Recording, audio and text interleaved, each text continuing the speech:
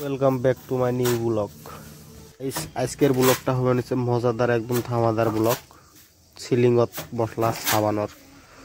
তো গাইজ কিভাবে মশলা ছাবাইলে গ্যাপ কম বাড়ায় তোমাদেরকে দেখাম।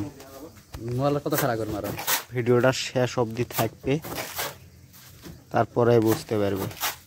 অ্যাকচুয়ালি গাইজ এটা সিলিং আজকে শেষ দেওয়া লাগবো, তো এহলায় তো সেই জন্য মানে পুরো স্পিডত ছাপাই নিচ্ছি।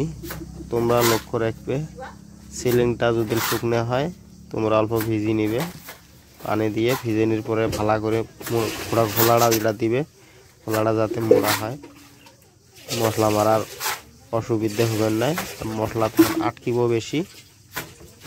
তোমাদের কাছে এটাই রিকোয়েস্ট। আর যদি শুকনো সিলিংত মশলা মারো তোমরা মানে বেশি আগে বের পাইবেন না, এটা সবসময় ধান্দা রাখবে, সিলিংটা ভিজে থাকা লাগবে।